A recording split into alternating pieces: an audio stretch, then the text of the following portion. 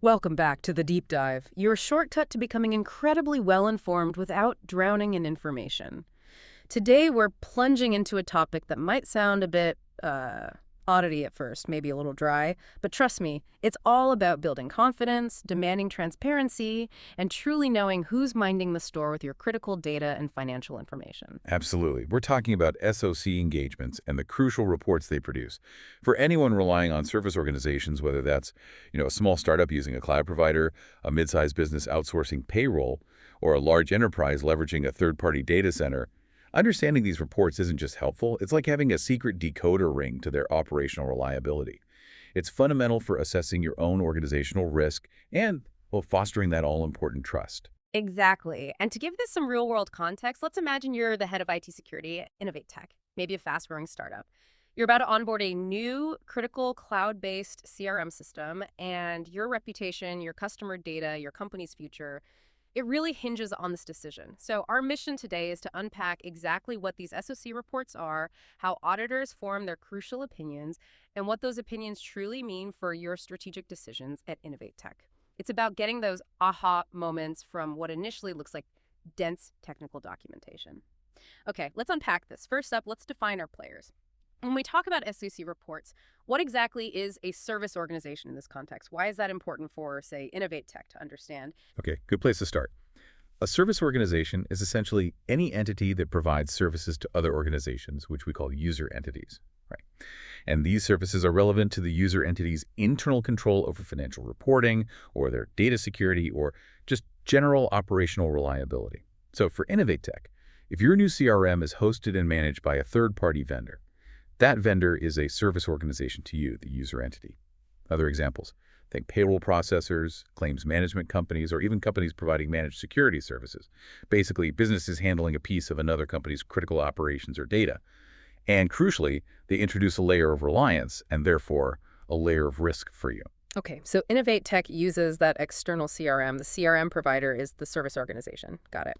And the service auditor, who are they? That's an independent professional, typically an accounting firm, with expertise in IT controls and assurance. They're tasked with evaluating the service organization's controls and issuing an opinion. Their independence is absolutely key here. I mean, think about it.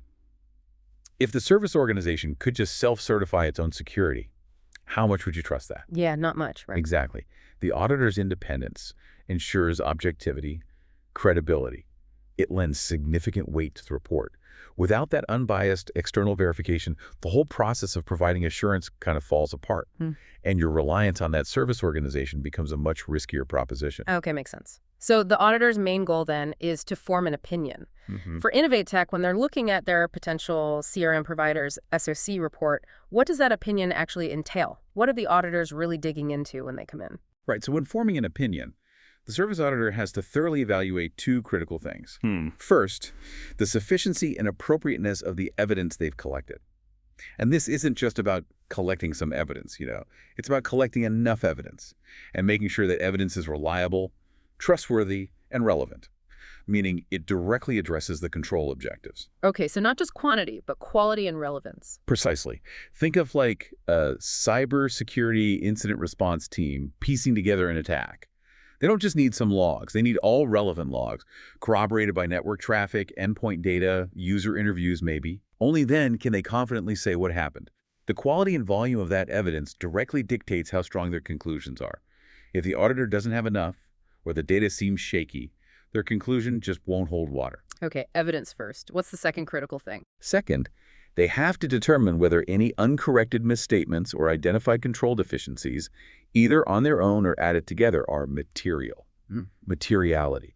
That's a nuanced but absolutely fundamental concept here. It means, are these issues significant enough to potentially mislead someone relying on the report or to impact their decisions? So it's not just any little error. No, not necessarily. It's not always about the absolute size of an error either. Like for a huge financial institution, maybe a $10,000 error in a multi-billion-dollar portfolio might not be material. But for Innovate Tech, a flaw in an access control process that could expose even a single critical piece of customer data, even if it hasn't happened yet, That could be profoundly material. Think regulatory penalties, reputational damage, loss of customer trust. The key question is, what information would change a user's strategic decision? That distinction with materiality is really important. Got it. So what specific areas are they focusing on when they put together that final opinion? Okay. Their opinion zeroes in on 3 core aspects of the service organization's system. 1, fair presentation of management's description. Does the company accurately and thoroughly describe its own system? Is what they say their system is what it actually is? Like, does the map match the territory? Exactly. Does it cover the functions, the services, the controls they claim to have, the whole operational environment? The auditor is verifying the company's own story. 2, suitability of control design. Are the controls actually designed to achieve their stated objectives? Do they make sense on paper? Theoretically, are they set up to address the risks and achieve the commitments? So does the blueprint look sound? Right. If a control is supposed to prevent unauthorized access, is the design, say, multi-factor authentication plus role-based access, actually capable of doing that on paper? And 3, effective operation of controls. And this is only for Type 2 reports, which we'll get into in a sec. Yeah. This asks, did those controls actually work consistently throughout the specified period? Okay. So not just design well, but did they work in practice? Precisely. That's the crucial distinction. It's one thing to have a great plan. It's another to execute it flawlessly and consistently over time. This is where the rubber meets the road. Okay, this is leading us into the different types of SOC reports, right? SOC1 and SOC2. Now, Innovate Tech is looking for a CRM, which handles a lot of customer data. What's the fundamental difference between SOC1 and SOC2, and which one would be more relevant for them? Good question. While their overall objectives assessing controls are consistent, the subject matter is quite different. A SOC1 engagement. The opinion here is about controls at a service organization that are relevant to the user entity's internal control over financial reporting. Financial reporting, okay. Right. So it directly impacts how a user entity's financial statements are audited. If Innovate Tech were evaluating, say, a payroll processing service, the SOC1 report would help Innovate Tech's own auditors determine if that payroll service has adequate controls to ensure accurate financial data. Data that flows into Innovate Tech's own financial statements. It's all about financial data integrity and its direct impact on a user's financial reporting. Okay, so SOC1 is very finance-focused. What about SOC2? A SOC2 engagement focuses on controls relevant to one or more of 5 specific trust services criteria. These are security, availability, processing integrity, confidentiality, and privacy. Okay. Security availability. That sounds much more relevant for a CRM system handling customer data. Exactly.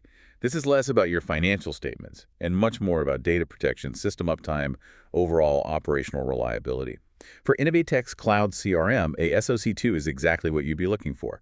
It would assure you that your customer data is secure, the service is available when you need it, transactions are processed accurately, and confidentiality and privacy are maintained. It's a broader focus on technology and data-related controls, which is paramount for something like a CRM. So if I'm picturing this, SOC1 is really for my internal auditors or finance team to sleep at night, knowing that outsourced payroll system isn't messing with our books. Pretty much, yes. And SOC2 is more for my security and operations teams, assuring me that my customers' data is safe and the service will stay up. Is that a fair way to think about it? You've hit the nail on the head. That's precisely how most organizations differentiate their needs and, crucially, how they direct their due diligence. Yeah. If your primary concern is financial statement impact, regulatory compliance around financial reporting, you need us as a C1. If you're concerned about data protection, system uptime, customer trust, privacy regs like GDPR or CCPA, then a SOC2 is your go-to. It's vital for Innovate Tech to ask for the correct report type from its CRM provider. Getting a SOC1 won't give you the security assurances you need for customer data. Right. Makes sense. Okay, and then within SOC1 and SOC2, we have Type 1 and Type 2 reports. What's the key difference there? Is it just about time, or is there more to it for Innovate Tech's decision? It's primarily about time, yes, but that difference in time dictates the scope of testing. A Type 1 report gives an opinion on the suitability of the design of controls as of a specified date. It's a snapshot. A point in time? Exactly. Like as of July 3, 2025, were these controls designed well? The auditor looks at the design at that single point in time. They don't test if those controls actually worked over a period. They just verify if the blueprint looks sound and if the controls were put in place as described. This can be useful for maybe an initial vendor assessment, or if a service organization is brand new, hasn't had time for a full operational review, it tells you what should be happening. Okay, so design-focused, snapshot in time. What about Type 2? A Type 2 report offers an opinion on both the suitability of the design A&D, the operating effectiveness of those controls throughout a specified period. This is a much deeper dive. Typically covers at least 6 months, often a full year. It's the movie of how the controls perform consistently over time. The movie, I like that. Yeah.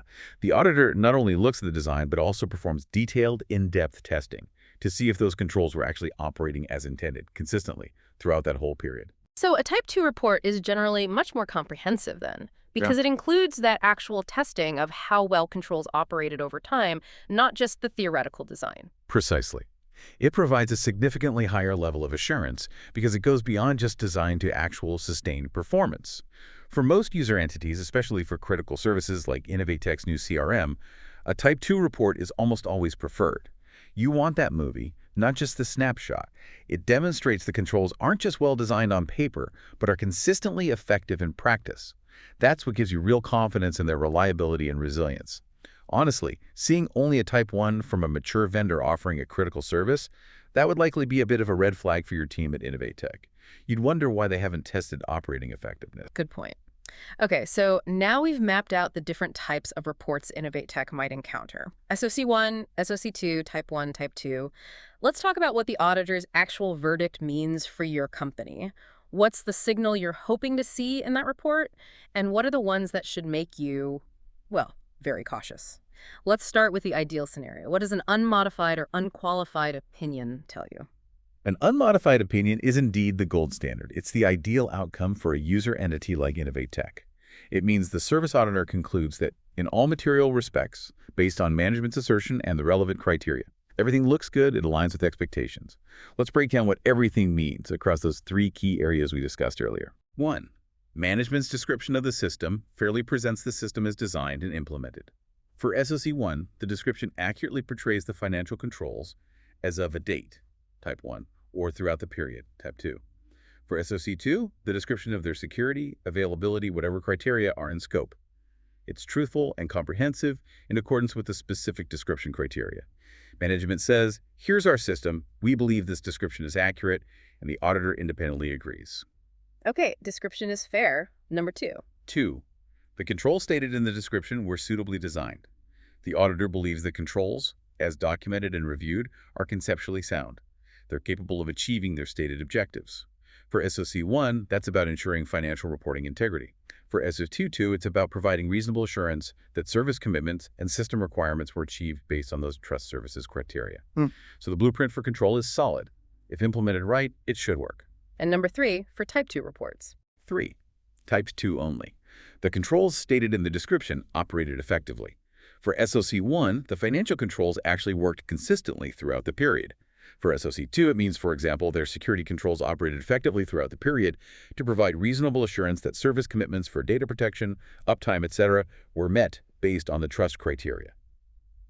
This is that crucial part demonstrating consistent real-world performance. So for InnovateTech evaluating its CRM, an unmodified Type 2 SOC2 report would mean everything looks good on paper, and the auditor verified it worked consistently in practice for things like security and availability. Precisely.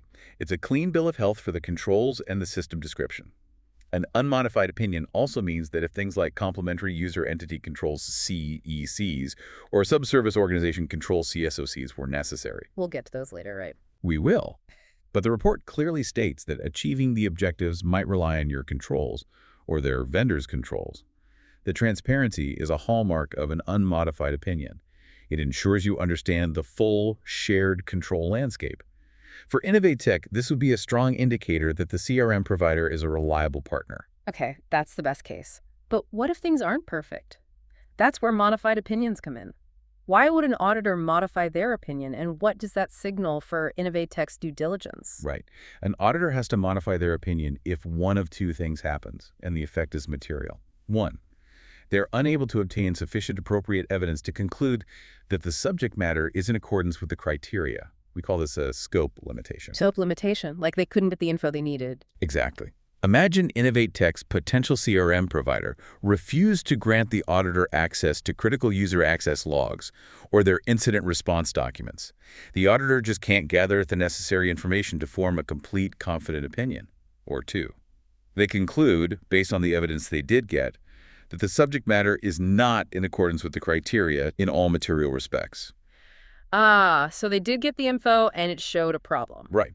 This is a material misstatement or a control deficiency. The evidence clearly shows a problem with the description or the design or the operational effectiveness of the controls. So it's either I couldn't get enough info or the info I got shows a material problem. Correct. And then the auditor has to figure out the specific type of modification, qualified, adverse, or disclaimer. This depends on the nature of the problem and, crucially, the pervasiveness of its effects. Pervasiveness is key. Is the problem isolated, affecting just one small, non-critical area? Or does it spread throughout the entire system, fundamentally undermining its reliability and promises? Okay, pervasiveness. How widespread is it? It's exactly. Deciding between the different levels of alarm, qualified, adverse, disclaimer, it's a professional judgment call. Yeah. Based on how widespread, critical, and significant the issue is relative to the whole system and its commitments. Okay, let's break those down. Starting with a qualified opinion. What does that mean for someone at Innovate Tech reading the report? A qualified opinion means that, except for the effects of specific identified matters, the rest of the description and controls were found to be okay, in accordance with the criteria. The issues are material significant enough to matter, but not pervasive. Not pervasive, so contained. Right. It's like saying everything's great with this new CRM, except for this known specific issue with how it handles legacy data imports, which only affects maybe 2% of your customers. The system largely works, but there's a specific identified flaw. So there's a problem, but it's contained, not a total system failure. What should Innovate Tech do if they see a qualified opinion for their CRM provider? Is it a deal breaker? Not necessarily an immediate deal breaker, no, but it is a signal for extra due diligence. Your team should immediately zoom in on that specific except for clause. Find the paragraph explaining the issue. Then ask the CRM provider, what exactly is this issue? What's the root cause? What's your remediation plan? What's the timeline? How can you demonstrate it's fixed? And maybe, what compensating controls do we at Innovate Tech need to put in place to mitigate this risk until it's fixed? It requires a detailed follow-up, definitely, but it usually indicates a specific weakness, not a systemic one. For SOC 1, it might be limited to 1 or 2 control objectives. For SOC 2, material but doesn't stop most service commitments. Okay, manageable with follow-up. Now, an adverse opinion. That sounds bad. It is. An adverse opinion is the most severe type of modified opinion. It's basically the auditor's strongest negative verdict. It states that the description misstatements or the control deficiencies are material and pervasive. Material and pervasive. So this problem isn't contained at all. It's everywhere, fundamentally impacting the system's reliability. Exactly. It means the problems are so widespread and significant that the auditor concludes the system description is not fairly presented, or the controls are not suitably designed, or they are not operating effectively in a fundamental way. For SOC 1, misstatements or deficiencies are material and pervasive throughout the description or across all or most control objectives.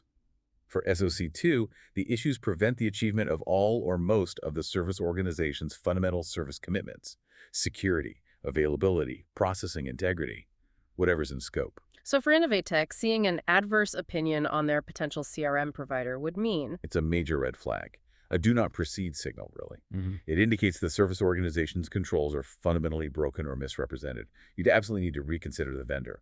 Relying on such a system would introduce unacceptable risk. Honestly, it's pretty rare to see one in the wild. Most organizations with issues that bad wouldn't even attempt an audit, or they'd fix the issues first.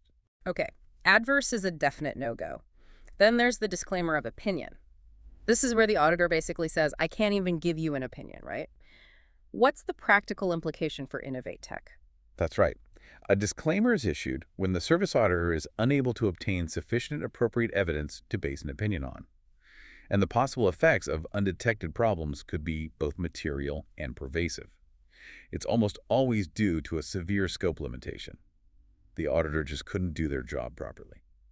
So it's not necessarily that there is a definite problem, but the auditor couldn't see enough to say either way, and what they couldn't see might be a huge issue. Precisely. It's like the auditor saying, look, I literally can't tell you because I don't have enough information, and what I don't know could be a huge systemic problem. Yeah. This often happens if management refuses to provide a required written assertion about their controls, or if they significantly limit the auditor's access to critical information, people, or systems, basically stonewalling the audit. Wow. So what does Innovate Tech do with a disclaimer? For Innovate Tech, a disclaimer is just as serious, maybe even more serious, than an adverse opinion. An adverse opinion tells you there's a problem. A disclaimer tells you the vendor either won't or can't be transparent enough to even allow their controls to be properly assessed. It signals a fundamental lack of cooperation or potentially something they're actively trying to hide. It's definitely a walk-away signal, no question. Okay, understood. Unmodified is good, qualified needs investigation, adverse and disclaimer are pretty much deal breakers. So beyond that crucial auditor's opinion, what else is actually in the typical SOC report? When Innovate Tech gets that, potentially thick PDF, what are the key sections they should be looking for? Right. The opinion is critical, but there's more context. Every SOC report starts with management's description of this system. This is the service organization's own narrative, a detailed account of its system, its services, its internal controls relevant to the report's scope. It's crucial because the auditor's opinion is based on the fairness and accuracy of this description. It's their self-declared blueprint. And this description varies quite a bit, depending on whether it's SOC1 or SOC2 you mentioned. What are the key things Innovate Tech should look for in that description? Absolutely. The content is carefully tailored. For SOC1, focusing on financial reporting controls. Innovate Tech, looking at maybe a payroll provider, would find detailed sections on types of services, what financial services they actually provide, procedures, how transactions are handled, initiated, authorized, recorded, processed, corrected, manual steps, automated steps, controls, and control objectives. This is huge. It outlines specific objectives like transactions are completely and accurately processed, and then describes the controls designed to meet those objectives. Tells Innovate Tech exactly what they aim to control and how. And critically, complementary user entity controls, CECs. We'll dive deeper, but this list controls Innovate Tech needs to implement for a whole system to work. Highlights that shared responsibility. Okay, so CSCs are in the description for SOC1. What about SOC2 for Innovate Tech's CRM? For SOC2, focusing on trust services criteria. Innovate Tech would scrutinize sections like principal service commitments and system requirements. What does the CRM provider promise regarding performance, data handling, security? This is what Innovate Tech is paying for. Components of the system. The details infrastructure, software, people, procedures, data making up the system, gives you the technical environment. Identified system incidents. This is important. Any failures to meet commitments or requirements due to control issues during the period. Provides transparency on actual problems, not just theoretical risks. Applicable trust services criteria. Which criteria are covered? Security, availability, both.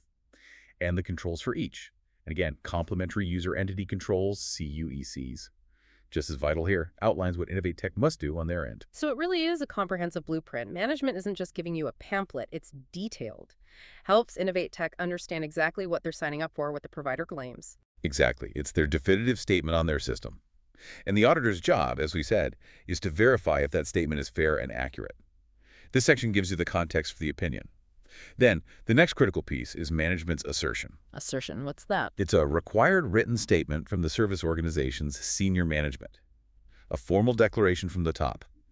It's management officially putting their stake in the ground. What are they actually asserting? In both SOC1 and SOC2, management formally asserts whether 1. Their description of the system fairly presents the system as designed and implemented, basically standing by their blueprint's accuracy. 2. The controls described were suitably designed to achieve control objectives, SOC1, or provide reasonable assurance based on trust criteria, SOC2, asserting the design is sound. And 3, Type 2 only. The controls operated effectively throughout the specified period, asserting they actually worked overtime. Okay, this is critical then. Management taking official responsibility.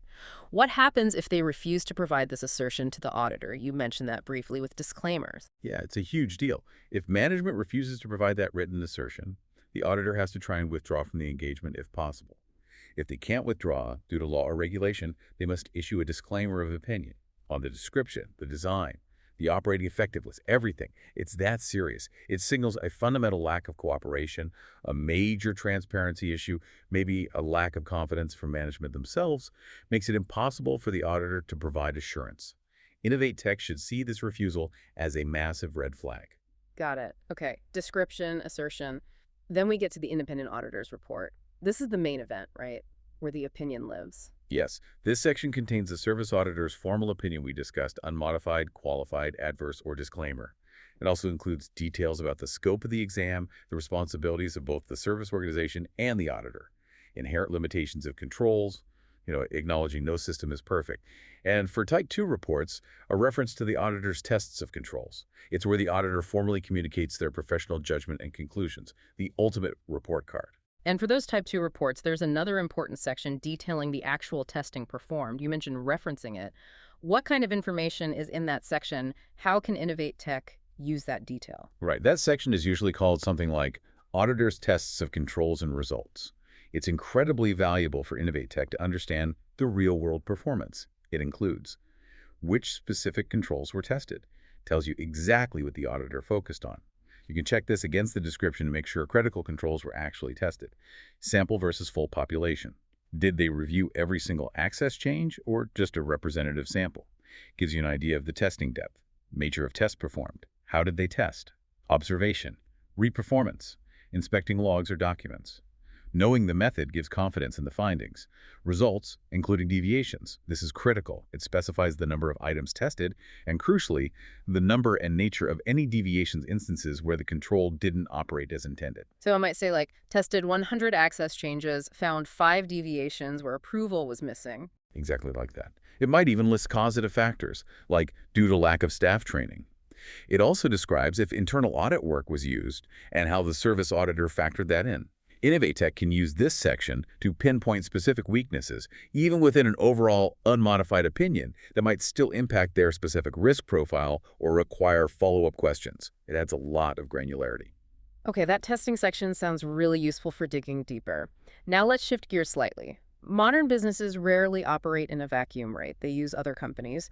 How do SOC reports handle these subservice organizations? For Innovate Tech, what if their CRM provider relies on, say, AWS or Azure for its infrastructure? This is incredibly important, especially today, if we connect this to the bigger picture. Most organizations, including probably your CRM provider, outsource functions, hosting, application maintenance, maybe specialized security services. A subservice organization is simply a vendor whose own services and controls are relevant to the primary service organization's SOC engagement.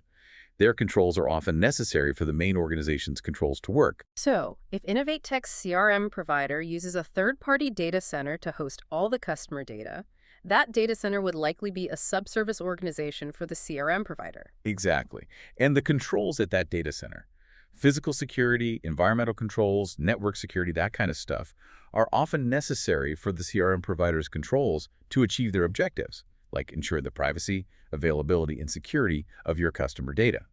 These necessary controls at the subservice level are called complementary subservice organization controls, CSOCs. Controls the subservice org must implement for the main service org's controls to be effective. Without the CSOCs, the chain of trust breaks. Okay, CSOCs controls at the vendor's vendor. So when a subservice organization is involved, how does the main service organization handle that in their SOC report? I think you mentioned 2 ways. That's right. Management has 2 choices: the carve-out method or the inclusive method. Let's break down carve-out first. In this approach, the subservice organization's controls are excluded from the description of the service organization system and from the scope of the audit engagement itself.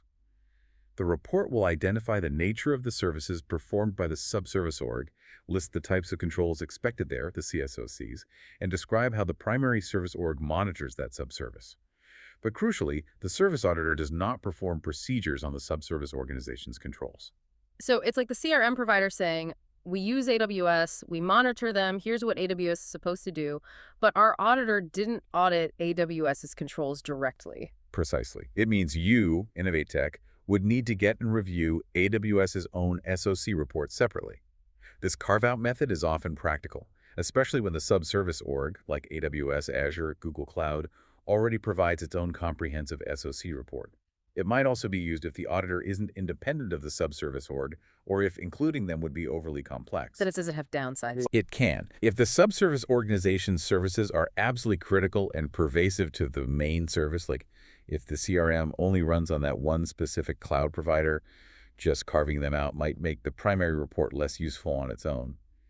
Innovate Tech then has to do the work of connecting the dots between the 2 reports. Okay, that's carve out. What about the inclusive method? That sounds like it might simplify things for Innovate Tech. It often does. With the inclusive method, the description of the service organization system includes a description of the subservice organization's relevant services and their controls. And importantly, the service auditor's procedures do extend to the subservice organization. The main auditor actually performs audit procedures on the subservice organization's controls as if they were part of the primary organization system. Ah, okay. So the main auditor does look at the subservice organization's controls directly within the primary report. That definitely seems more comprehensive. It is. This method is generally more useful when the subservice organization services are extensive and deeply integrated, making them hard to separate cleanly. Or, importantly, if the subservice organization doesn't have its own SOC report readily available, or if its report doesn't cover what the user entity needs. It provides a more consolidated, complete view of the entire control environment in one single report. This can definitely simplify InnovateTech's review process. One document covers the full scope, often preferred for critical, tightly knit vendor relationships. Okay, carve out means check their report too. Inclusive means it's all in one. Makes sense. Now, beyond subservice organizations, you, the user at Innovate Tech, might also have a role to play. That's where complementary user entity controls, or CUECs, come in. What are these, and what's a common pitfall organizations overlook regarding CUECs? Right, CUECs are controls that the user entity, that's you, Innovate Tech, must implement. They are necessary, working together with the service organization's controls, to ensure the stated control objectives for SOC1 or service commitments for SOC2 are fully achieved. The service organization is essentially saying, our system works great if you, the client, do your part. And the pitfall. The common pitfall is that user entities sometimes assume the SOC report means they're totally covered. They get a clean report and think, great, check the box. Yeah. But if they don't actually implement the required CUECs, the whole chain of control effectiveness can break down. They're left exposed, even with the service org's perfect report. It really highlights that security and control are often shared responsibilities. So the CRM provider might say, our security works if Innovate Tech does X, Y, and Z. What are some common examples of these CUECs for a company like Innovate Tech using a cloud CRM? Oh, definitely. Common CUECs for Innovate Tech using a cloud CRM would likely include things like user access management. The CRM provider secures the platform, but Innovate Tech is responsible for promptly adding and removing users, enforcing strong passwords, setting up MFA for their own employees accessing the CRM data classification. The CRM might have robust security features, but Innovate Tech needs to properly classify or tag their own data within the CRM, like marking PII as sensitive, so the CRM's controls can apply correctly. Client-side security. Innovate Tech has to secure their own employee laptops and mobile devices used to access the CRM. Antivirus, firewalls, patching. That's on them. System configuration. The provider sets up the core system, but Innovate Tech might be responsible for specific configurations in the admin panel, like setting data retention policies or enabling certain optional security features, reviewing activity logs, the CRM logs user activity. Innovate Tech is often responsible for actually reviewing those logs for suspicious behavior. Wow, that's quite a list. It really underscores that shared responsibility point. It's not just on the service provider. The user has a critical role. Absolutely. The service organization identifies these CUECs in their system description, and the auditor's report will include a statement in the opinion section indicating that achieving the objectives depends on the user entity applying these complementary controls. It's a crucial disclosure. If Innovate Tech doesn't implement those CUECs, you simply can't assume the service organization's controls alone provide the full assurance you need. It puts some of the onus squarely back on the user. A TLC report isn't a set-it-and-forget-it solution. It's a tool in ongoing risk management. So just to recap the acronyms, CSOCs are about the vendor's vendors. CUECs are about the clients or users, like Innovate Tech. But in both cases, the service organization relies on these other parties for their own controls to work properly. It's all about dependencies in the chain of trust. Precisely. They represent critical dependencies in the overall control environment. The effectiveness of the service organization's controls can be directly impacted by how well these external parties, subservice orgs or user entities, manage their own parts.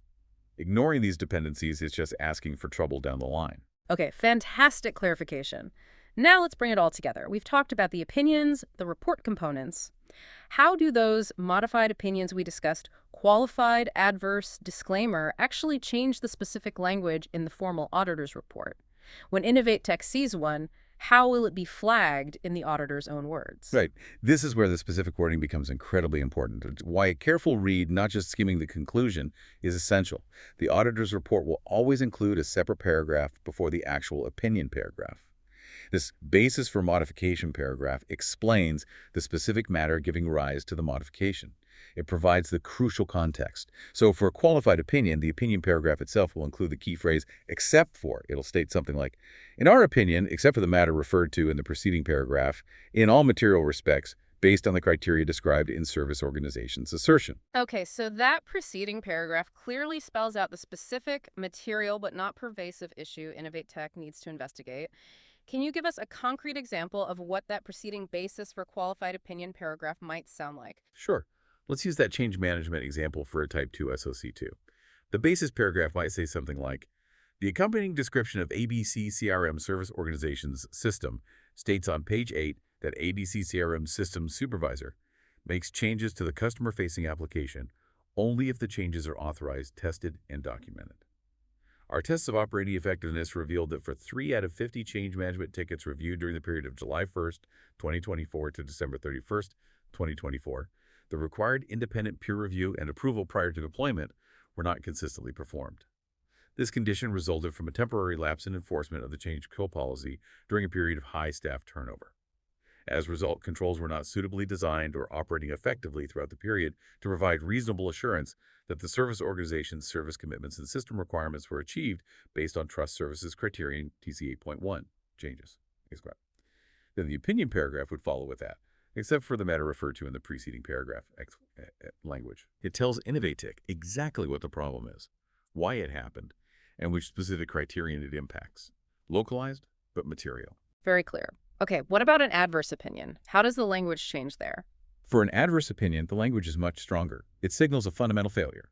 Instead of except for, it uses phrasing like because of the significance. The opinion paragraph will say something like, in our opinion, because of the significance of the matter referred to in the preceding paragraph, in all material respects, the description does not fairly present, or the controls were not suitably designed, or the controls did not operate effectively. It doesn't qualify. It outright states a failure in one or more core areas due to the pervasive issues described earlier. That leaves absolutely no room for doubt. It's a clear systemic failure. For Innovate Tech, that's the auditor definitively saying the CRM system is fundamentally flawed. Can you give an example of the kind of issue that would trigger that? Yeah, an adverse opinion might stem from something severe, like this in the basis paragraph. Throughout the period from January 1st, 2024 to December 31st, 2024, our examination revealed pervasive deficiencies in XYZ Cloud Hosting's logical access controls. Specifically, we found that administrator accounts lacked multi-factor authentication across the board, privileged access logs were not routinely reviewed by anyone, and accounts of terminated employees remained active for an average of 45 days across all systems. These widespread control failures fundamentally undermine the security of the hosted customer data. Because of the significance and pervasive nature of the matters referred to in this paragraph, in our opinion, the controls related to security did not operate effectively to provide reasonable assurance that XYZ Cloud Hosting service commitments and system requirements were achieved based on Trust Services Criterion, CC 6.1, logical and physical access. Now that paints a picture of critical, widespread vulnerabilities. Innovatech seeing this would, as we said, walk away immediately. Absolutely. And finally, the disclaimer of opinion. How is that worded? In a disclaimer, the auditor explicitly states they do not express an opinion. The introductory sentence of the report itself changes. Instead of saying, we have examined, it starts with, we were engaged to examine, which immediately signals something is different. And then the report details why they couldn't form an opinion, right? Precisely. It omits the usual statements about obtaining sufficient evidence and believing that evidence provides a basis for an opinion. The opinion section itself will contain language like this, referencing the basis paragraph that explains the scope limitation. We requested that management provide us with such a representation, including a full roster of system administrators and access to their activity logs, but management refused to do so, citing proprietary concerns. Because of the limitation on the scope of our examination discussed in the preceding paragraph, the scope of our work was not sufficient to enable us to express, and we do not express, an opinion on whether XYZ Company's description of its medical claims processing system or Innovate Tech CRM system is fairly presented, or on whether the controls described within were suitably designed and operating effectively throughout the specified period. It makes it abundantly clear. No assurance can be derived because the auditor couldn't do their job, usually due to lack of cooperation or access. For Innovate Tech, this is a massive warning sign about transparency. Wow, okay. What a deep dive into the world of SOC reports. From understanding the fundamental differences, SOC1, SOC2, to distinguishing between Type 1 and Type 2 engagements, and then navigating the complexities of those auditor opinions, unmodified, qualified, adverse, disclaimer, and the important roles of subservice organizations and those user entity controls, the CUECs. We've truly unpacked what makes these reports so critical, and hopefully looking at it from Innovate Tech's perspective help make it more concrete. Definitely. And we connect this to the bigger picture. Understanding these reports really does empower you. Whether you're making a strategic decision about a critical vendor like InnovateTech's CRM provider, or assessing your own internal controls that might be subject to an SOC audit someday, or even just trying to grasp the reliability of the digital services you use every single day. Knowing how to interpret these opinions and the details within the reports is invaluable. It helps you ask better, more informed questions.